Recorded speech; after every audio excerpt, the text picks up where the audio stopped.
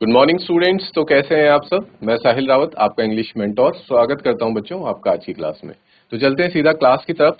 और last class में जैसा कि आपको याद होगा बच्चों, हमने चैप्टर स्टार्ट किया था the portrait of a lady, जिसके ऑथर है खुशवंत सिंह। इस स्टोरी में बच्चों खुशवंत सिंह क्या बता रहे हैं, अपने बचपन की एक स्टोरी हमें बता रहे हैं कि कैसे वो बड़े हुए। और वो इसमें बेसिकली अपनी दादी माँ की कहानियां हमें बता रहे हैं कि वो कैसे बचपन में बहुत वक्त उन्होंने अपनी दादी के साथ गुजारा है। ठीक। और इस स्टोरी में हमें सबसे पहले वही बताते हैं, अपनी ग्रैंड मदर से स्टार्ट करते हुए कहते हैं कि मैंने अपनी ग्रैंड मदर को जब से भी देखा वो शुरुआत से ही मुझे ओल्ड ही दिखी है। जैसा कि हम सबके साथ होता है, हमने भी जब से अपनी दादी को देखा है, आपने मैंने जिसने भी देखा है, हमें शुरुआत से ही वो कैसी दिखी है, बूढ़ी दिखी है। और ठीक उसी तरह से खुशवंत सिंह जी के साथ भी यही हुआ। उन्होंने शुरू से ही अपनी दादी को बुढ़ापे वाले फेज में ही देखा और उनके चेहरे पे हमेशा से ही झुर्रियां रही हैं। और यही बात वो बिलीव भी नहीं कर पाते हैं कि कैसे जब कोई ये कहता है कि आपकी दादी बहुत ज्यादा यंग थी, किसी जमाने में बहुत ज्यादा प्रिटी दिखती थी, तो खुशवंत सिंह उस बात को बिलीव नहीं कर पाते हैं, क्योंकि अभी वो रिसेंट टाइम में अपनी दादी को देखते हैं तो उन्हें देख के बिल्कुल नहीं लगता है कि ये कभी प्रिटी भी रही होंगी। बट हाँ, वो इतना जरूर कहते हैं कि मेरी दादी ब्यूटीफुल तो है, because she is a very good person. और साथ ही साथ वो ये भी बताते हैं कि बट मैंने अपने दादाजी को कभी नहीं देखा कि मेरे होने से पहले ही दादाजी गुजर चुके थे। और हमारे घर में दादाजी की एक फोटो लगी थी, जहां पे वो बताते हैं कि दादाजी को भी देख के ऐसा नहीं लगता था कि इनके भी कभी शादी हुई होगी, बच्चे होंगे। इनको देख के सिर्फ और सिर्फ ऐसा लगता है कि इनके बहुत सारे ग्रैंड चिल्ड्रन होंगे। ठीक है। वो अपने दादाजी के बारे में बताते हैं कि उन्होंने टर्बन पहनी हुई है फोटो में, और उनकी बहुत बड़ी बियर्ड है, जो कि कहाँ तक आ रही है, उनके चेस्ट तक उनकी बियर्ड आती है। और फिर वो बताते हैं कि किस तरह से दादी हमें अपने बचपन में खेले जाने वाले गेम्स के बारे में बताती हैं, जो कि मुझे सुनने में बहुत ज्यादा बोरिंग लगता है। ठीक है।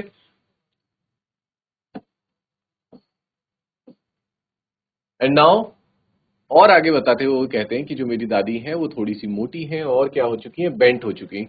क्योंकि जैसे बुढ़ापे में क्या हो जाता है बच्चों, जो हमारी बैकबोन होती है वो क्या होती थी, थोड़ी सी टिल्ट हो जाती है, थोड़ी सी झुक जाती है। इस वजह से उनकी दादी अब झुक के चलती है with the help of a stick. फिर वो ये बताते हैं कि पर इसके बावजूद भी दादी चाहे जितनी भी बूढ़ी हो, जितनी भी उनके चेहरे पे झुर्रियां हो, लेकिन she is her silver locks were scattered untidy over her pale. वो कहते हैं she was beautiful, she was look she use to look like the an expanse of pure white serenity breathing peace and contentment. जैसे कि पहाड़ों पे जब बर्फ पड़ने के बाद बच्चों कैसा जो एक अच्छा सा नजारा हमें देखने को मिलता है, कुछ उससे कंपेयर करते हैं ऑथर अपनी ग्रैंड मदर को। और फिर वो ये बताते हैं कि ग्रैंड मदर और मेरे बीच बहुत अच्छी दोस्ती थी। मेरे पेरेंट्स घर ढूंढने के लिए या फिर काम की तलाश से क्या करते हैं, सिटी में चले जाते हैं और मुझे अपनी दादी के साथ ही छोड़ देते हैं गांव में। और बहुत वक्त तक जो ऑथर है वो अपना समय दादी के साथ ही गुजारते हैं। इस पे बताते हैं कि दादी ही मुझे स्कूल के लिए सुबह मॉर्निंग में उठाया करती थी, मुझे स्कूल तक छोड़ा करती थी। और मुझे स्कूल के वक्त तैयार करते हुए वो एक मॉर्निंग प्रेयर क्या करती थी बच्चों, she use to sing a morning prayer. वो मॉर्निंग प्रेयर गाती थी ताकि मैं उस प्रेयर को याद कर सकूं। बट मैंने कभी वो प्रेयर याद करने की कोशिश नहीं करी, बस मुझे अपनी दादी की आवाज सुनने में अच्छी लगती थी, इसलिए मैं उसे सुना करता था। फिर दादी मेरी वो जो वुडन स्लेट है और जो भी स्कूल में ले जाने वाली जो भी चीजें होती हैं, जैसे कि इंक पॉट हो गया, ये सारी चीजों को पहले से ही, रेड पेन, ये सब चीजें पहले से ही तैयार करके रखती थी। और मुझे सुबह सुबह नाश्ते में क्या खिलाती थी, थिक एंड स्टेल चपातीज, मतलब जो रात को उन्होंने मोटी और जो बासी चपाती है उसको बटर और उसमें थोड़ी सी चीनी मिला करके उसे खिलाया करती थी। शी कैरिड सेवरल स्टेल, और बाकी चपातियों को वो किसके लिए ले जाती थी, जब वो स्कूल जाते थे रास्ते में जो विलेज डॉग्स होते हैं, जो रास्ते में डॉग्स मिलते थे, उनको वो खिलाया करती थी। तो बच्चों यहाँ तक हमने लास्ट क्लास में पढ़ लिया था। आज आज की क्लास में we will continue from here. यहाँ तक किसी को कोई डाउट? आगे बढ़ते बच्चों अब। My grandmother always went to school with me because the school was attached to the temple. वो बताते हैं कि मेरी जो दादी माँ है वो हमेशा मेरे साथ मुझे स्कूल छोड़ने आती थी, रोज मुझे स्कूल छोड़ने आती थी। और उसके पीछे कारण ये था क्योंकि हमारे स्कूल के बगल में एक क्या था, टेम्पल था, एक मंदिर था। The priest taught us the alphabet in the morning prayer. और जो वहाँ पे प्रीस्ट थे यानी कि पंडित थे, वो हमें कुछ अल्फाबेट्स सिखाया करते थे। हो सकता है मे बी बच्चों जो अल्फाबेट्स होंगे, जो अक्षर होंगे, वो संस्कृत में रहे होंगे। और संस्कृत के मंत्र वो सिखाया करते होंगे, और वो जो मॉर्निंग में प्रेयर प्रार्थनाएं जो सुबह गाई जाती हैं वो सिखाया करते थे priest.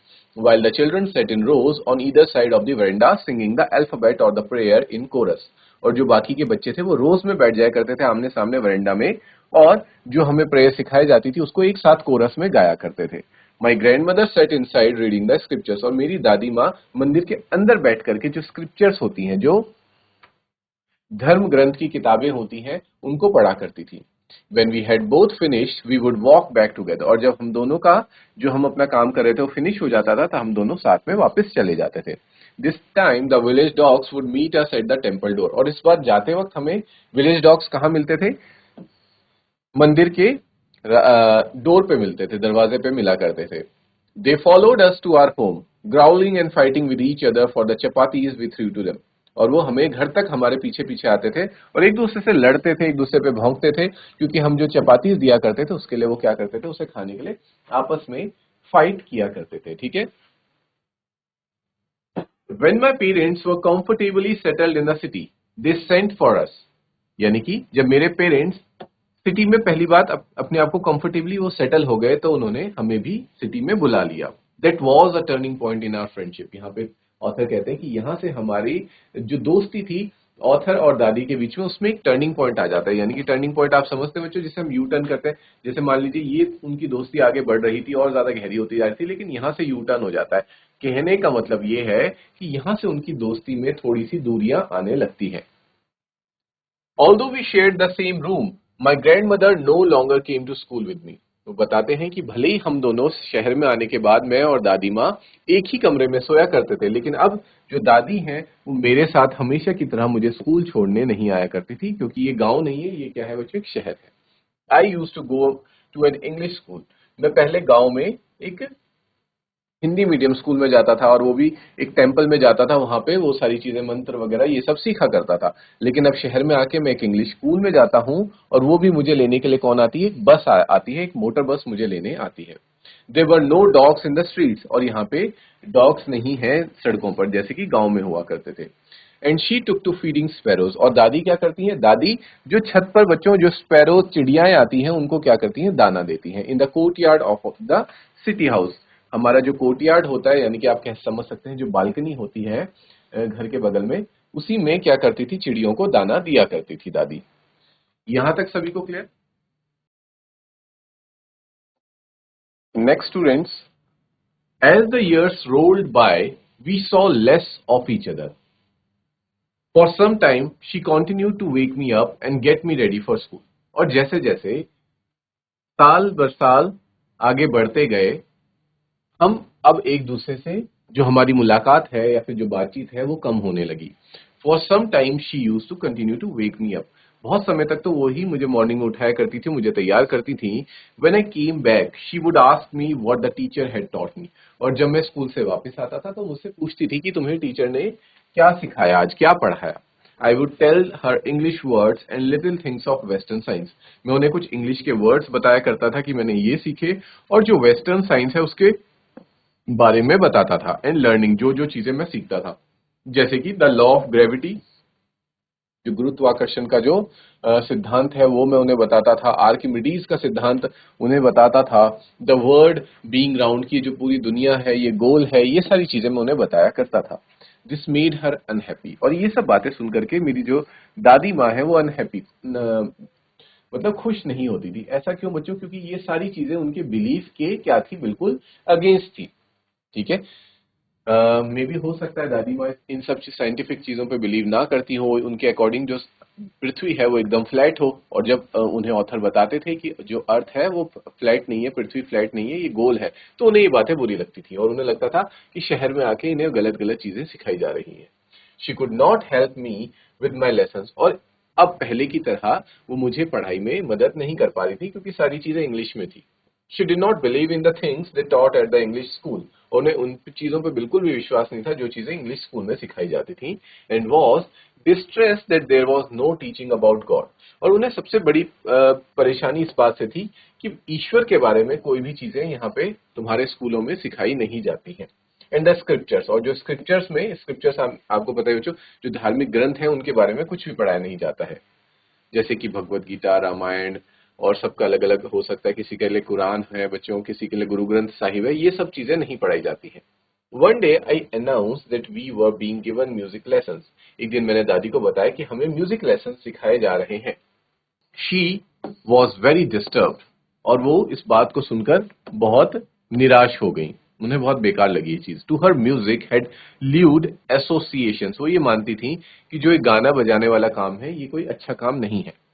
It was the monopoly of harlots and beggars and not meant for gentle folk. उनके अकॉर्डिंग ये सारे काम जो बंजारे होते हैं बच्चों, और जो बेगर्स होते हैं, वो ये सब गाना बजाना करते हैं, और जो जेंटल लोग हैं उनके लिए, जो जेंटल फोक है, जेंटलमैन है, उनको ये काम शोभा नहीं देता अच्छे लोगों को।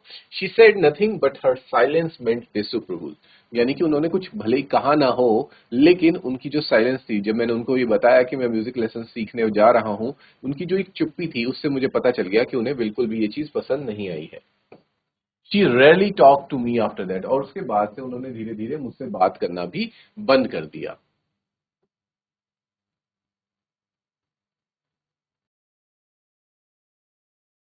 When I went to the university, I was given a room of my own। और अब यहाँ पे ऑथर बताते हैं कि जैसे ही स्कूल्स कंप्लीट करने के बाद मैं यूनिवर्सिटी में जाता हूँ, कॉलेज में एडमिशन लेता हूँ, तो मुझे एक अलग रूम दे दिया गया। यानी कि हम समझ पा रहे हैं बच्चों, फ्रेंडशिप के बीच में तो वैसे ही दूरियां ऑलरेडी आ चुकी थी, लेकिन अब क्या था, अब पहले एटलीस्ट वो एक साथ रहा करते थे, एक रूम में रहा करते थे, दादी और जो हमारे ऑथर हैं खुशवंत सिंह। लेकिन अब उन दोनों के रूम भी बदल दिए गए थे। The common link of friendship was snap, एक कॉमन लिंक था हमारी दोस्ती के बीच, उसको भी अब हमसे छीन लिया गया। My grand mother accepted her seclusion with resignation, और उन्होंने भी इस अकेलेपन को अब क्या कर लिया था बच्चों, एक्सेप्ट कर लिया था। She rarely left her spinning wheel to talk to anyone, और वो क्या करा करती थी, अब उनके पास एक स्पिनिंग व्हील होता था, यानी कि मंत्र जपने के लिए एक व्हील टाइप का था, जिसे वो पूरे दिन भर घुमाती रहती थी, और वो ज्यादा बात किसी से नहीं करती थी। From sunrise to sunset she sat by her wheel spinning and reciting prayers, मतलब सुबह होने से शाम ढलने तक वो उस व्हील को ही स्पिन करती रहती थी, घुमाती रहती थी, और बच्चों अपनी प्रेयर्स, अपनी प्रार्थनाओं को गाती रहती थी। Only in the afternoon she relax for a while to feed the sparrows, सिर्फ दिन के वक्त ही वो रिलैक्स करती थी, और स्पैरोज यानी कि जो चिड़िया आती थी उन्हें वो अभी भी खाना खिलाया करती थी। While she sat in the veranda, breaking the bread into little bits, hundreds of little birds collected round her, creating a veritable bedlam of chirpings। वो बताती हैं कि जिस तरह से जब वो बरेंडा में बैठ के ब्रेड्स को तोड़ते हुए उनके छोटे छोटे पीसेस करके बर्ड्स को दिया करती थी, तो बर्ड्स भी उनको चारों तरफ से सराउंड कर लेती थी, और वहां पे खूब सारा शोर शराबा हुआ करता था। Some came and perched on her legs, others on her shoulders। कुछ उनके पैरों पे आके बैठते थे, कुछ उनके शोल्डर्स पे आके बैठ जाया करती थी। Some even sat on her head, और कुछ चिड़िया तो उनके सर पे भी बैठती थी। She smiled but never shooed them away। वो स्माइल करती थी लेकिन कभी भी उनको डराकर भगाती नहीं थी। It used to be the happiest half hour of the day for her। वो पूरे दिन भर में से सबसे उनका खुशनुमा पल हुआ करता था, जब वो सबसे ज्यादा खुश होती थी पूरे दिन भर, क्योंकि बाकी पूरा दिन तो बच्चों वो सिर्फ और सिर्फ अपनी व्हील्स को स्पिन किया करती थी और प्रेयर्स गाती रहती थी। लेकिन उस वक्त, जिस वक्त वो चिड़ियों को खाना देती थी, उस वक्त वो बहुत ज्यादा खुश नजर आती थी। When I decided to go abroad for further studies, I was sure my grandmother would be upset। और जैसे ही मैं अपनी फर्दर स्टडीज, आगे की पढ़ाई करने के लिए अब्रॉड यानी कि विदेश जाने लगा, तो मुझे पता था इस बात से मेरी दादी बहुत ज्यादा अपसेट हो जाएंगी, निराश हो जाएंगी। I would be away for 5 years, मैं 5 साल तक बाहर रहने वाला था। And at her age one could never tell, और उनकी उम्र कुछ ऐसी थी कि वो, मैं नहीं कह सकता कि जब मैं वापस आता 5 साल बाद तो मैं उनसे मिल भी पाता या नहीं मिल पाता। But my grandmother could, लेकिन मेरी ग्रैंड मदर ये कह सकती थी। She was not even sentimental, वो बिल्कुल भी सेंटिमेंटल नहीं हुई। She came to leave me at the railway station but did not talk or show any emotion. वो मुझे छोड़ने के लिए रेलवे स्टेशन तक आई, लेकिन उन्होंने मुझसे कोई बात नहीं करी और किसी तरह का कोई इमोशन जाहिर नहीं किया। हर lips moved in prayer, her mind was lost in prayer. उनकी उनके होठों पे सिर्फ और सिर्फ उनकी प्रार्थनाएं थी, और उनका माइंड भी पूरी तरह से अपनी प्रार्थना में ही लगा हुआ था। Her fingers were busy telling the beads of her rosary, अपनी माला की वो माला जाप कर ही रही थी लगातार।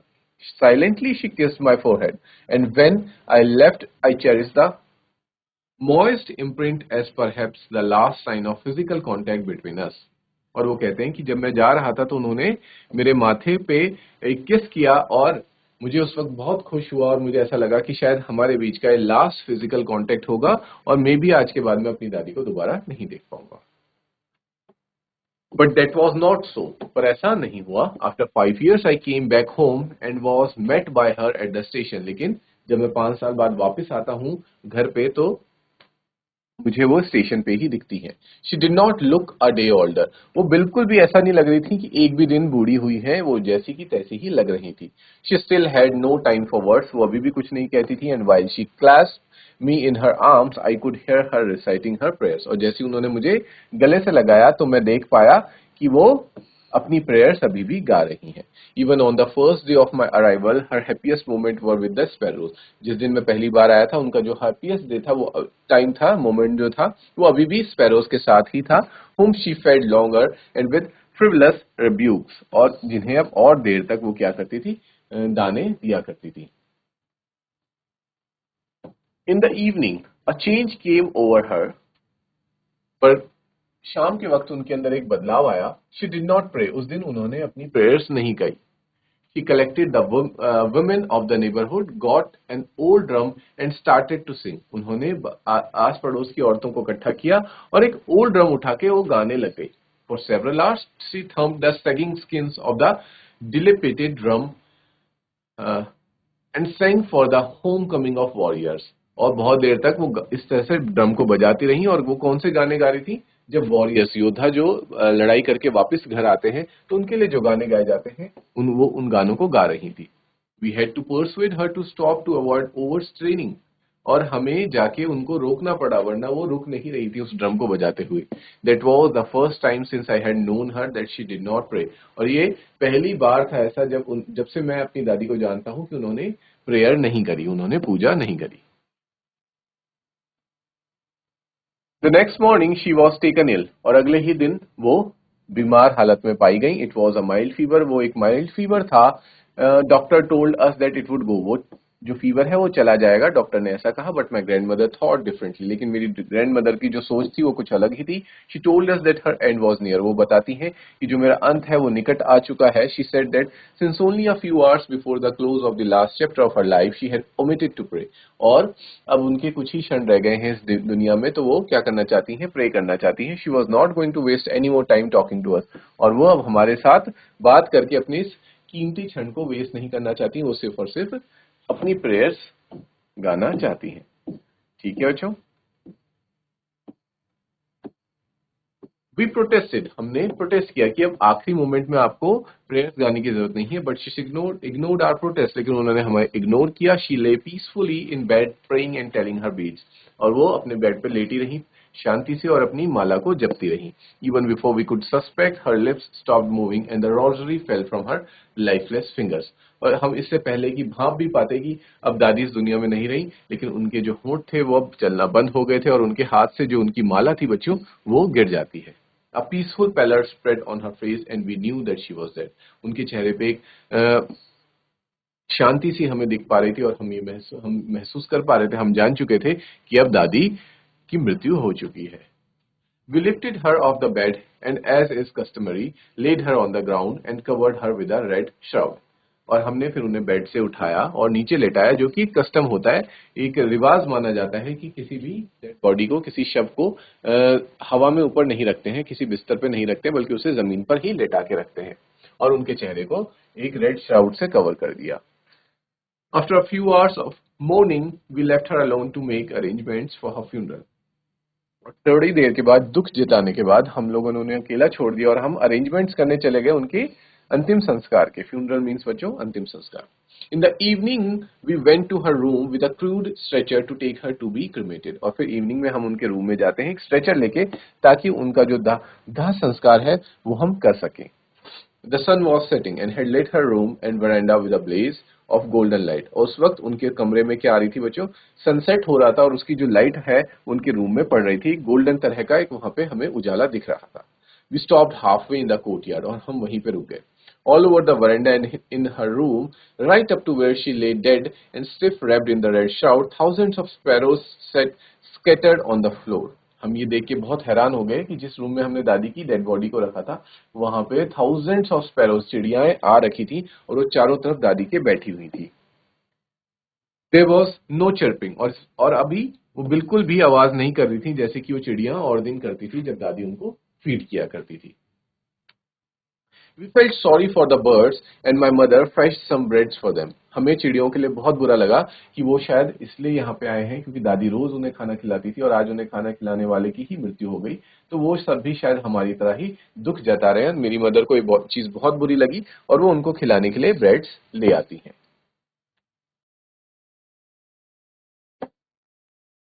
She broke it into little crumbs. और उन्होंने उन ब्रेड्स के क्या करे बच्चों, छोटा छोटा. क्रम्स का मतलब होता है उनको चूरा चूरा किया. ठीक है, उनका चूरा किया. The way my grandmother use to do, जैसे कि मेरी ग्रैंड मदर भी किया करती थी. उनको एकदम चूरा चूरा बनाती थी ताकि जो स्पैरोज हैं वो उसको इजिली खा सके. And threw it to them, और उन्होंने उनको स्पैरोज की तरफ फेंका.